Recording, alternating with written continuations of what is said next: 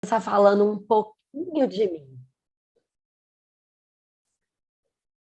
Como que eu cheguei nesse foco de interesse de estudar o corpo, né? Tem todo um caminho pessoal que, que para mim foi muito importante, assim, que veio de uma necessidade pessoal, depois se tornou uma necessidade profissional, né? Nasci e cresci numa família bastante intelectualista, que valorizava muito a inteligência, e por isso escolheram um caminho de uma educação formal para mim, que eu sou muito grata, mas uma educação onde tanto o ensino fundamental quanto o médio era um ensino bem tradicional, que buscava muito desenvolvimento dessa dimensão da vida, né, dessa dimensão racional. Depois eu passei numa universidade que também era federal e tinha um foco em pesquisa. Então, mais uma vez, né, eu tinha a oportunidade de estar em meio a pessoas que valorizavam muito pensar. E dentro da universidade, eu me lembro que eu entrei com o desejo de estudar neuropsicologia, ou seja, de buscar uma psicologia bastante minuciosa, descritiva, bastante cognitiva. E ao longo do meu percurso na psicologia, lá no segundo período, eu já comecei a me sentir chamada para poder fazer um outro caminho. Eu me senti, algo em mim me dizia assim, não é aí que você vai se realizar, né? Veja o que existe dentro dessa psicologia, porque ela vai além. E eu tive a oportunidade de estar numa palestra com uma psicóloga humanista muito antiga, aqui de Belo Horizonte, dentro da universidade, e no momento que eu estava escutando ela falar sobre os pressupostos da psicologia humanista, meus olhos começaram a marejar, assim, eu fiquei meio que hipnotizada com ela, e ela me viu.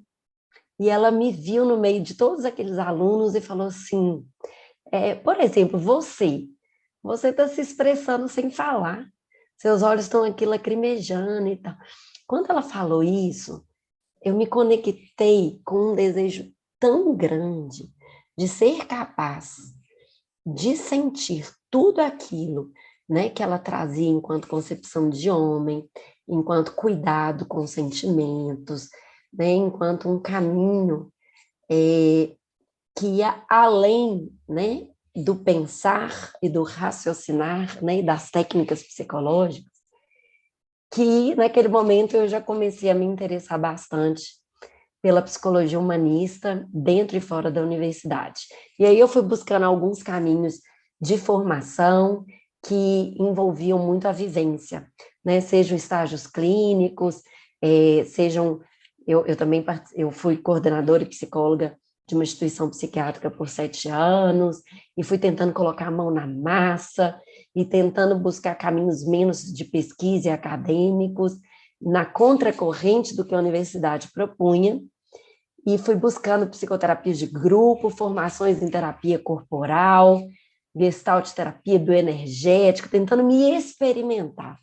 E fui descobrindo que essa experimentação não era só uma afinidade, né, com todo esse valor do corpo, esse valor dos sentimentos, mas era uma necessidade muito grande minha, de brotar, de fazer nascer esse caminho, esse acesso aos meus sentimentos, que não tinham tido a oportunidade ainda de serem considerados, de serem escutados, cuidados, da forma como eu sentia, né?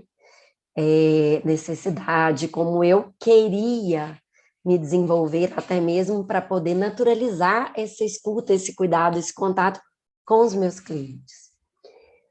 E fui nessas andanças, né? Até que, quando eu me formei em psicologia humanista, depois, paralelamente à universidade, eu fui fazendo uma formação em psicologia humanista, na abordagem centrada na pessoa, eu ouvi falar de focalização, e um grupo de psicólogos amigos se reuniram, porque aqui no Brasil não existia uma formação formal mesmo, oficial, e nós trouxemos um grande professor da Espanha para poder vir contar para a gente e nos formar sobre esse trabalho da focalização.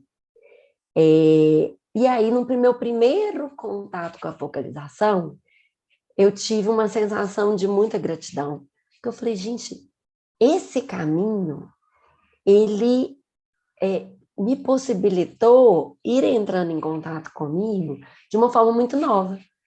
Porque não era impactante como algumas outras terapias corporais me propunham, né? Não era tão racionalista como outras terapias corporais são, do tipo, fecha os olhos sem pensar, fala o que você sente, né? Muito imediato.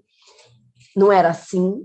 E era um caminho generoso, amoroso, simples, ao mesmo tempo sutil, que eu sintetizei de uma forma como se eu tivesse encontrando nessa metodologia da focalização uma presença amiga que me ajudasse, né, a dar as mãos a mim mesma para entrar nesse mundo interno que eu já sabia que existia, mas que não era tão familiar para mim assim. Então, eu sou muito grata porque eu falo que a focalização vai me ajudando a perder o medo de me sentir a partir do corpo, né? E vem me ajudando até hoje.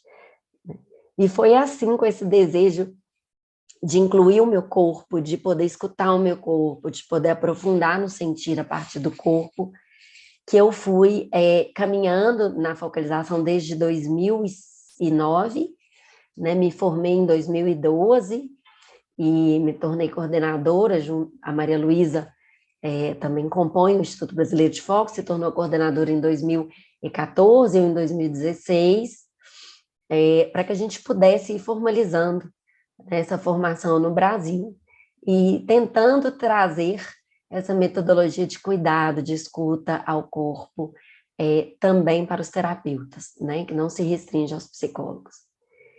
Então, foi essa a minha caminhada, né? Eu brinco que eu sou psicóloga, psicoterapeuta, facilitadora de grupo, mãe de 2 filhos, né? Trabalho em 2 movimentos de psicologia humanista, que é o CPH Minas e o Instituto Brasileiro de Fox. Mas tudo isso apoiou muito o meu movimento de escuta e autocuidado, né? Em mim. E aí, nós estruturamos, né? Um instituto que foi fundado, o Instituto Brasileiro de Fox, em 2012, com o intuito de abraçar esse propósito de difundir a focalização no Brasil e também de ir apresentando o paradigma experiencial a partir de alguns processos terapêuticos individuais e coletivos que utilizam dessa abordagem que inclui o corpo, né? Mas não é qualquer noção de corpo, e nós vamos falar disso durante o nosso percurso aqui. E aí se tornou o primeiro instituto de ensino formalizado de focalização no Brasil, e desde lá muitas turmas de formação, participação em seminários, palestras, etc., veio acontecendo.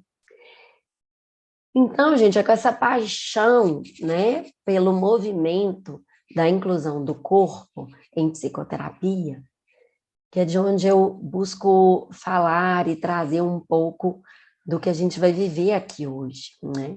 O que eu fui verificando que não era somente eu mesma que necessitava desse olhar sobre o meu corpo, né? Mas que o corpo, desde grande parte das pessoas que estão aqui, provavelmente, né, que se formaram em universidades, seja elas públicas, privadas, o que seja, o corpo, ele não é uma dimensão muito comum de ser cuidada, olhada, trabalhada e falada em psicologia, né? E outros temas também não. Tem cursos de psicologia que não abordam, às vezes, nem com profundidade a dimensão do sentir, né? Muitas vezes é a dimensão do elaborado, do interpretado, do falar, né? Do fazer, e fica muito excluído, né? Essa dimensão do corpo, ela fica sendo considerada muitas vezes uma dimensão mística, uma dimensão como se fosse uma prática integrativa, um extra, assim, que você pode considerar um dia se você quiser estudar,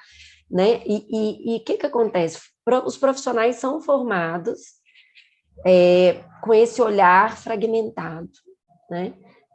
Muitas vezes a gente vai recebendo uma bagagem técnica forte, uma bagagem teórica forte, mas sem o seu devido desenvolvimento como pessoas que somos, como humanos que somos, né, antes de sermos psicoterapeutas, dessa dimensão do corpo, e ele se torna algo estranho que eu preciso objetivar.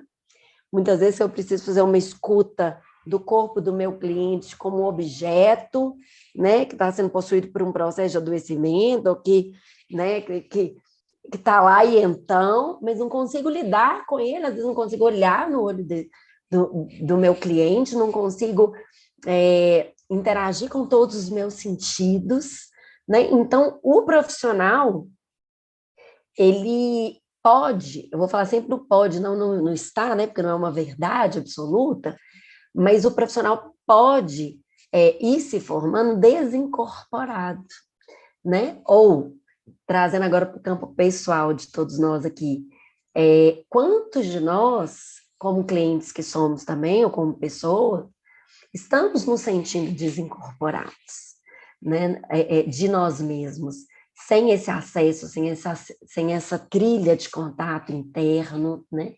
E às vezes desincorporados por fora, né? De não conseguir enxergar o corpo por fora, nessa dimensão física mesmo, nos cuidados físicos que ele demanda, e também nos cuidados experienciais, né? Nessa dimensão interna do sentir com o corpo, né? De como que a vida ressoa dentro do corpo. A gente muitas vezes ensinado a perceber os sentimentos, mas como algo abstrato que nos envolve, que nos ronda, mas não sentimentos que me afetam nessa concretude da minha existência através do corpo.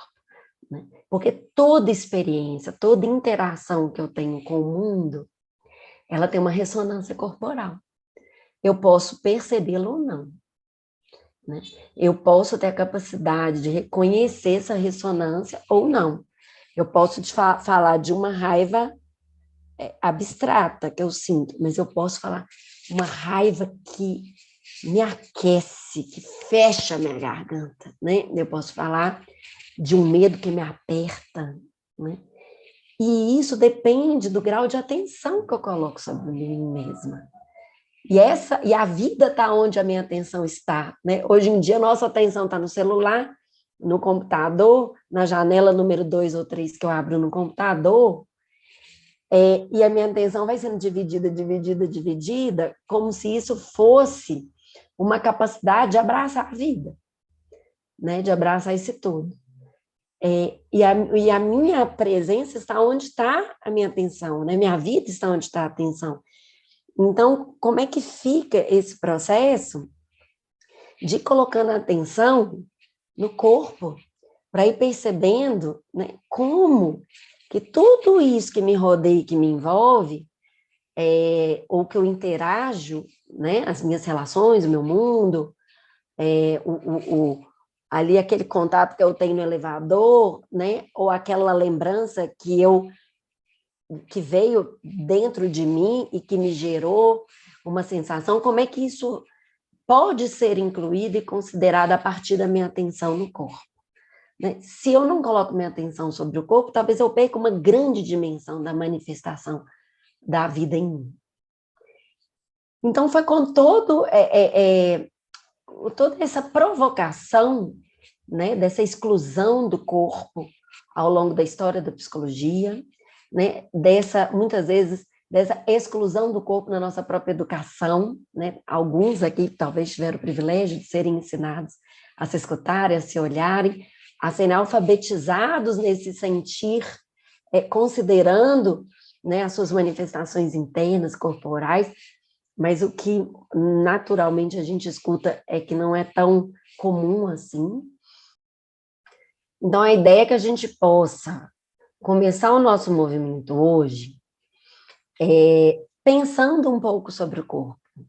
E aí a gente vai descendo aqui para escutando aos poucos como que a gente sente o próprio corpo e como que a gente vai trabalhar com o corpo. Tá? Então, a primeira provocação que eu queria deixar aqui para vocês é se a gente pode falar de corpo ou corpos. O fato, gente, é que realmente há múltiplas formas da gente pensar essa concepção de corpo ou corpos. E apesar de vivermos num paradigma que ainda sofre os efeitos, né, de uma visão cartesiana, dualista, ou até que exclui o corpo, ele vem se tornando cada vez mais um protagonista nas pesquisas antropológicas, históricas, filosóficas, psicológicas. E isso é bastante intrigante, né? Porque antes ele tinha um papel secundário e hoje ele vem sendo incluído em múltiplas ciências. A própria medicina vem trazendo, mesmo em faculdades tradicionais, vem trazendo visões psicológicas, às vezes até energéticas, transcendentes da visão de corpo. Né? Então, há um movimento, nós estamos participando de um movimento de transição dessa concepção do que significa o corpo.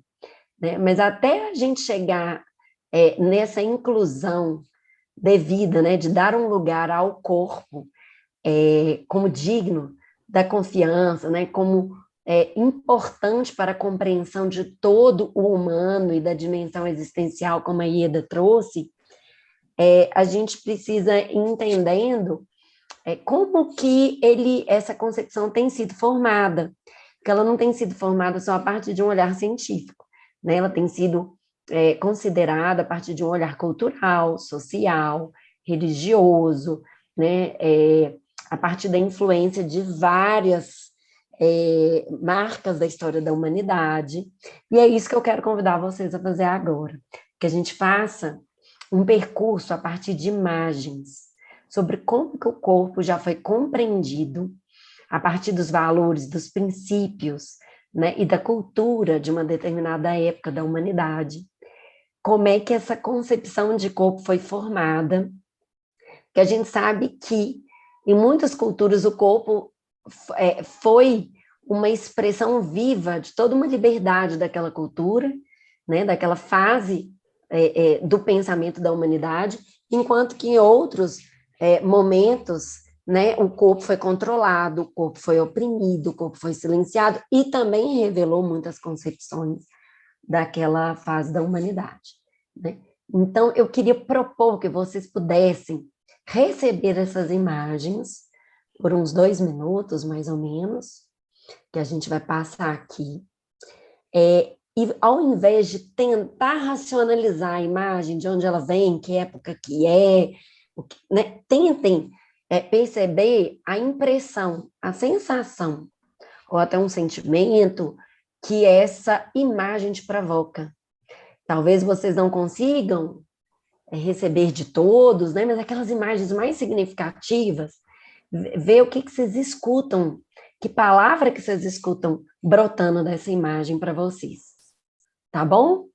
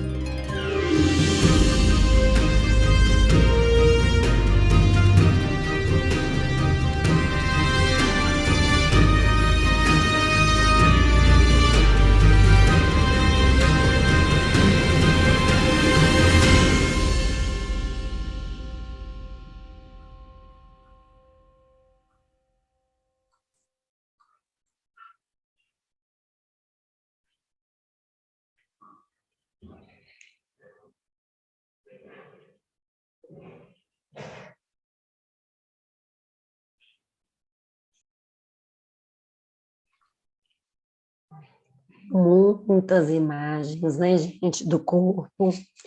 O Gendlin tem uma fala que eu gosto muito, que ele fala assim, que o presente carrega a textura do passado.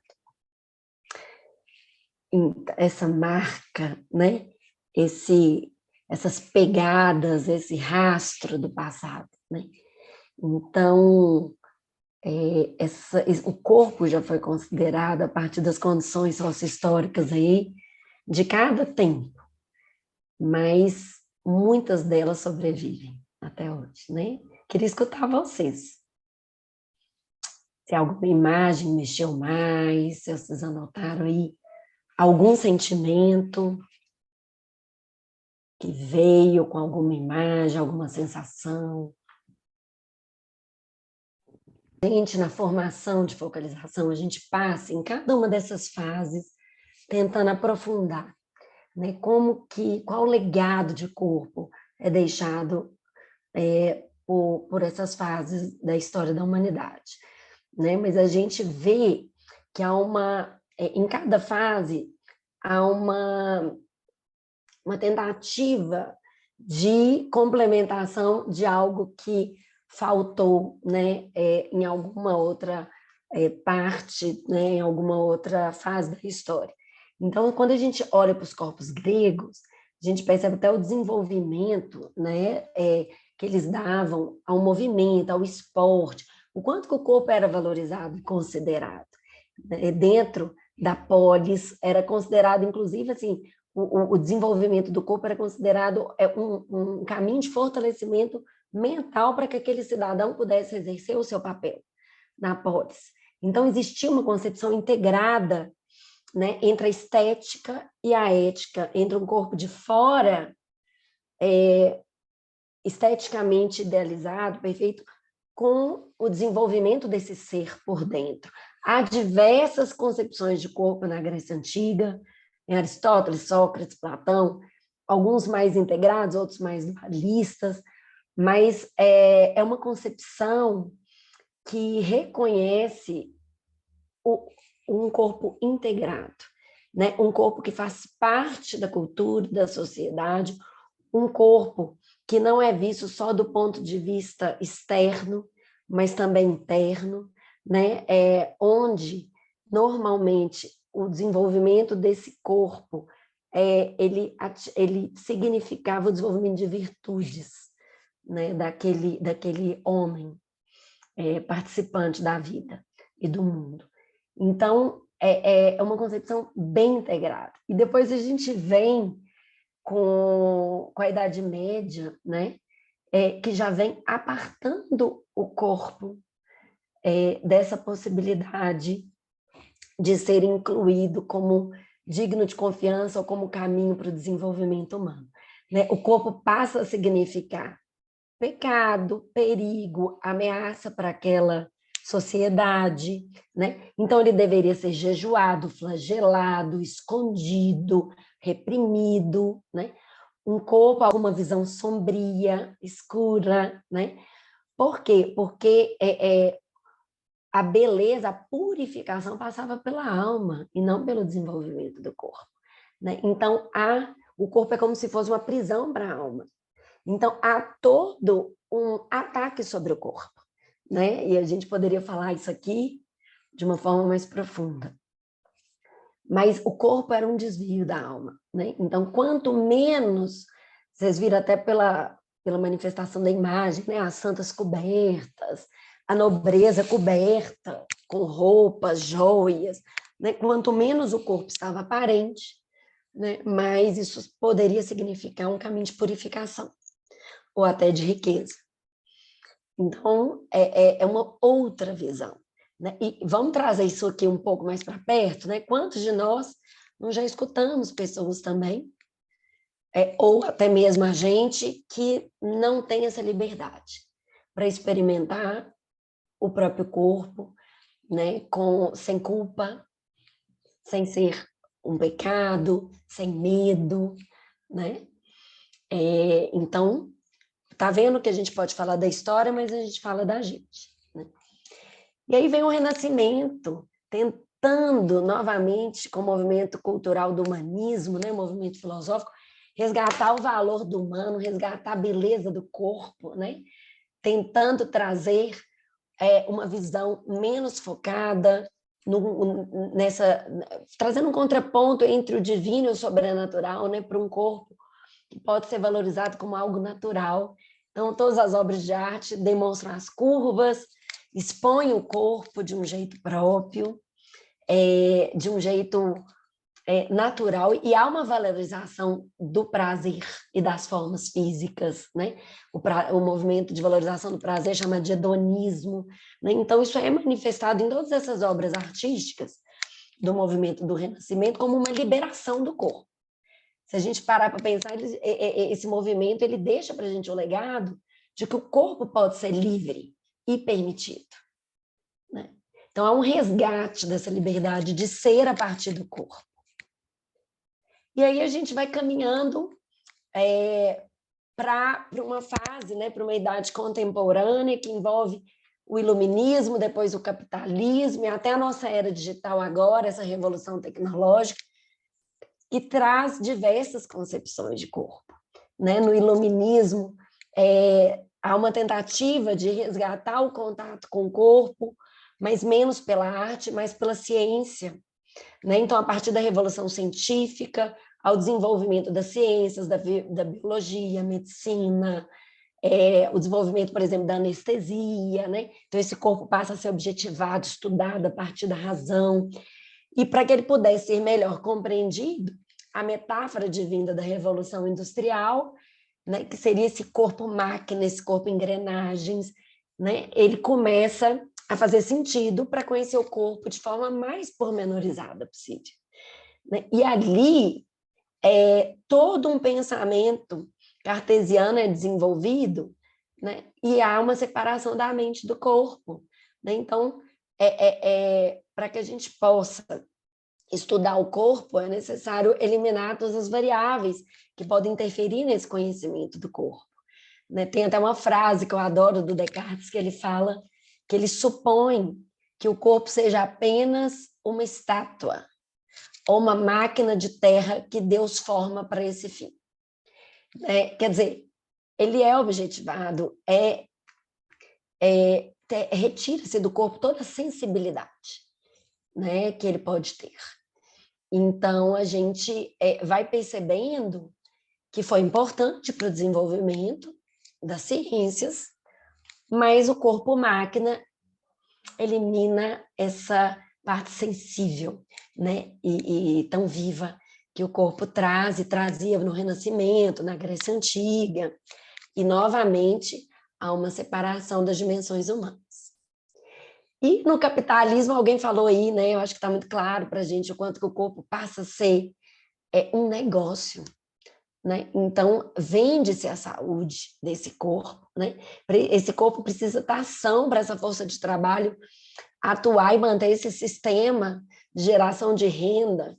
Então, começa a medicalização da vida, né? O corpo passa a ser visto como um negócio, então é desenvolvida uma série de estratégias para poder vender essa saúde, né? Nasce o culto ao corpo, uma sociedade imagética, uma referência do que é um corpo saudável, nutrida. O corpo deixa de ser uma experiência subjetiva e passa novamente a ser uma experiência objetiva, né? Onde, para que eu possa ser valorizado, aceito, para que eu possa ter saúde, eu preciso estar de acordo com alguns padrões. E aí nasce um monte de incongruência, né? Porque há uma desconexão da percepção de mim no corpo, né? Eu começo a achar que a minha saúde depende dos exames que eu faço, não que eles não sejam importantes, né? Mas muitos médicos atestam a sua saúde a partir de números, e não a partir de uma pergunta. E você? Como anda percebendo o seu próprio corpo, né? Então, é muito complicado, porque a gente vai vendo, né, esse corpo negócio, esse corpo objeto, esse corpo negócio, esse culto ao corpo, né? Ele vai trazendo referências externas que nem sempre correspondem a referências internas, sobre como que eu experimento em mim o meu corpo, né? Então, se a gente pudesse resumir, assim, o legado do capitalismo, resumo, né, gente? É uma projeção desse corpo-imagem, né? Um corpo que precisa corresponder a uma imagem para que ele pertença, né? A um trabalho, a uma sociedade, etc.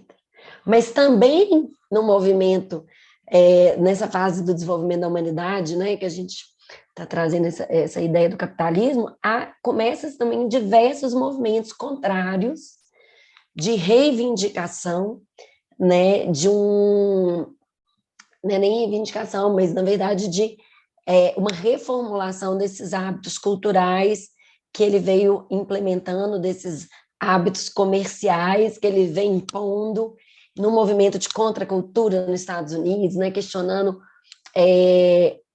o quão negativo, o quão pesado era essa necessidade de um consumo exagerado, excessivo, sem consciência, né? Os movimentos ecológicos todos, muitas vezes trazendo, né, o corpo como porta-voz de reivindicações, né? Os movimentos de gênero, os movimentos raciais, né? Então, o corpo ele começa a ser também um instrumento ativo de comunicação.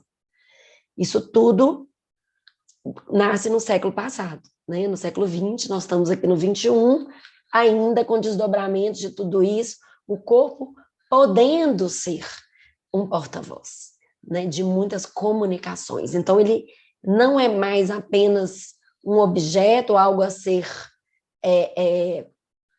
buscado, né, como um formato de um jeito certo de ser ou de viver em determinada sociedade, mas ele passa a ser agente, instrumento, comunicação, voz, né?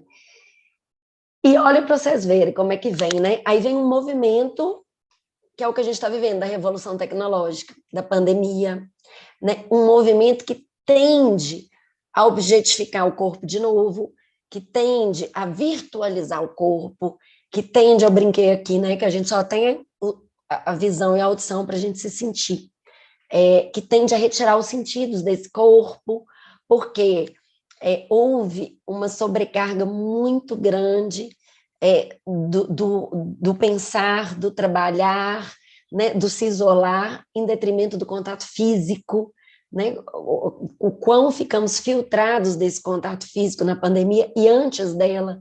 Gerações de adolescentes já eram chamadas de geração do quarto, né? Pessoas com deficiência de vitaminas, etc., pelo nível de isolamento do virtual, né? A ponto de multiplicar os avatares como ideias de mim mesmo, né? Como se eu pudesse namorar a partir do avatar. Então, a gente vai vendo, né, que a revolução tecnológica ela vai também silenciando o corpo. Ao mesmo tempo, cria diversos caminhos para pesquisas, é inegável os avanços, né, que a revolução tecnológica traz, em cirurgias, na robótica, etc. Mas no contato humano e na interação humana, pode ir desumanizando, né, esse processo do encontro. Então, tem um autor que eu amo, eu estou com o livro dele aqui, que chama História do Corpo, não sei se vocês conhecem, são 3 volumões, e ele questiona assim, meu corpo será sempre meu corpo? Nessa revolução tecnológica, eu posso dizer, né, que esse corpo que eu nasci, que eu experimento, é com ele que eu vou atravessar a minha vida, minhas interações, ou eu vou negá-lo, de algum modo estou excluindo ou abandonando essa faceta orgânica, né, psicológica, experiencial do corpo, para começar a projetar uma imagem a partir de avatares, né, uma imagem visual do meu corpo. Né? Eu estou experimentando o meu corpo ou eu estou projetando o meu corpo? Então, começam a vir diversos efeitos, né, de todo esse percurso da história do corpo, começa a se desdobrar nas necessidades dos nossos clientes, né? Ou, eu gosto sempre de incluir a gente, né? Ou nas nossas necessidades como pessoas. A gente começa a ver o efeito que isso tem na minha relação comigo mesmo. E multiplicam-se os adoecimentos, né, psíquicos.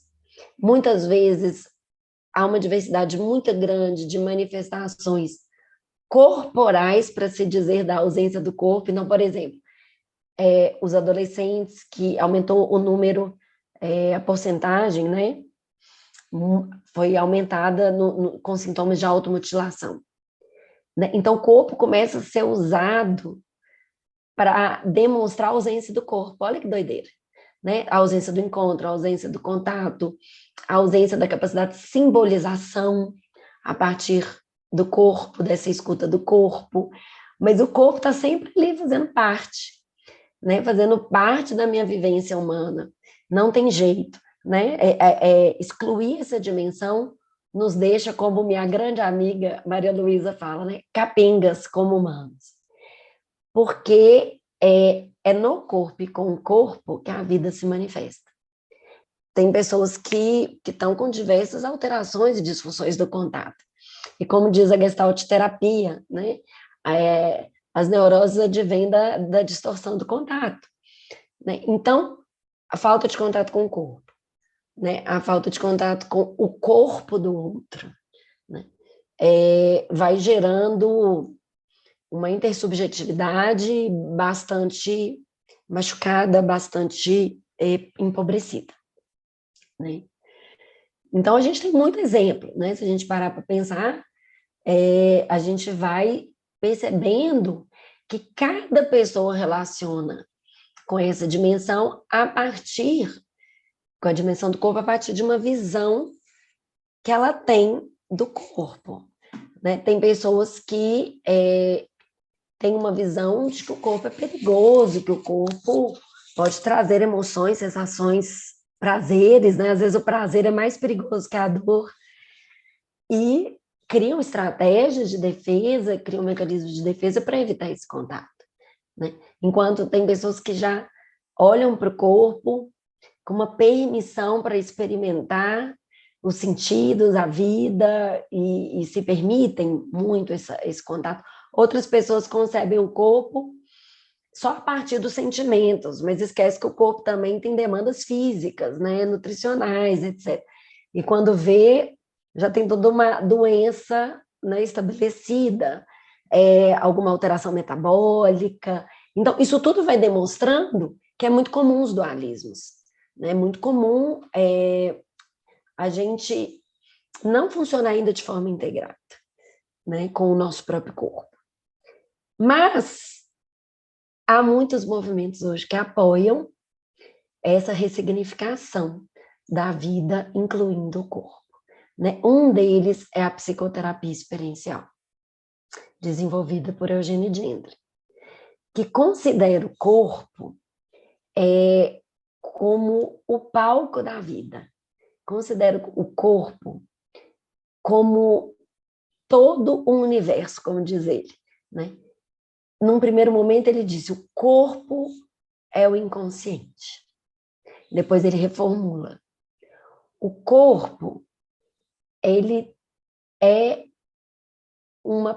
um implícito, ele troca a palavra inconsciente por implícito. O inconsciente é uma palavra muito marcada por uma visão analítica, né, por uma visão que traz uma ideia também de uma obscuridade, uma dificuldade de acessar, uma dificuldade de conhecer. E ele fala, não, o corpo é a casa do implícito. O que é o implícito? Tudo aquilo que não está explícito, né? Tudo aquilo que carrega, segundo ele, significados. E o Gendlin, mas ele é um austríaco que imigrou-se com a família, fugido do nazismo para os Estados Unidos, e se tornou um filósofo, depois um psicoterapeuta, e ele teve, né, a oportunidade de desenvolver uma psicoterapia, incluindo todo um arcabouço epistemológico completo dentro da psicologia, dentro da terceira força, porque ele lia no original fenomenologia, existencialismo, e trabalhou com Carl Rogers, que é a referência do movimento humanista.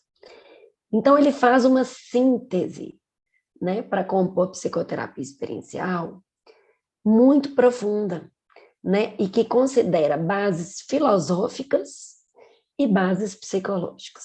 O intuito dele era tentar desenvolver uma filosofia, como ele era filósofo, prática, que ajudassem as pessoas a se ajudarem.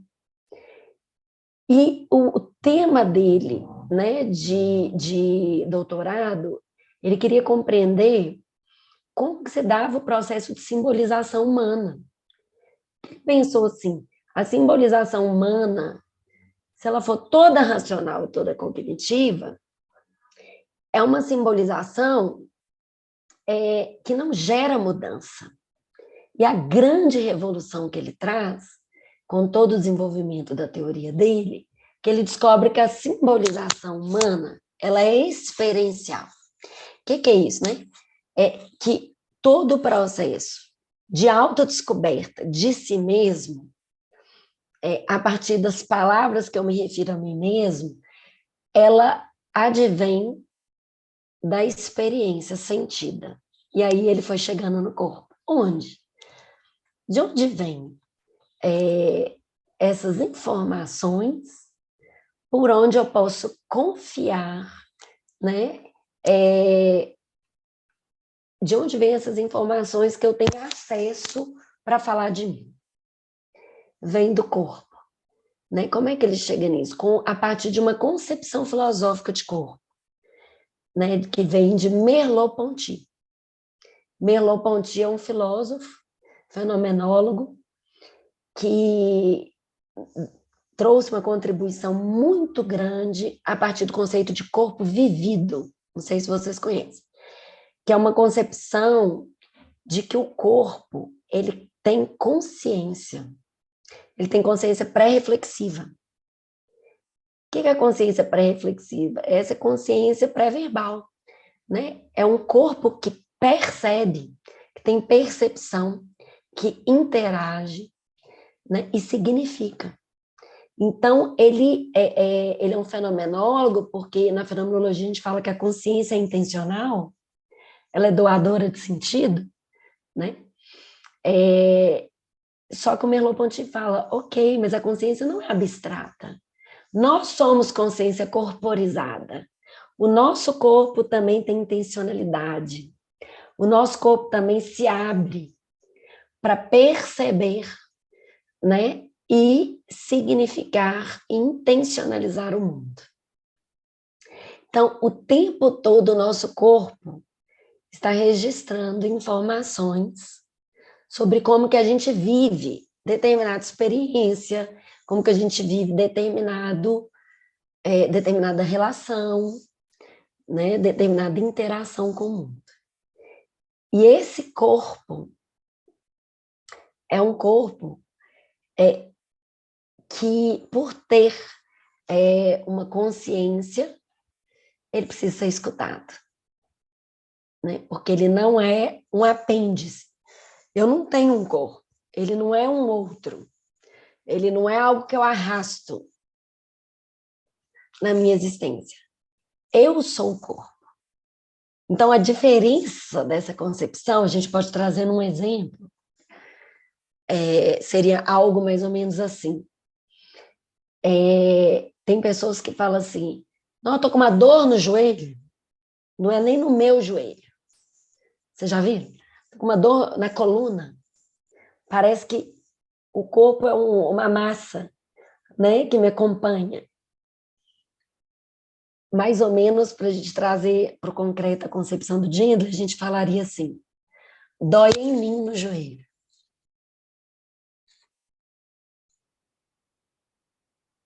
Dói em mim na coluna. Acelera em mim, no meu coração. Algo me aperta no peito.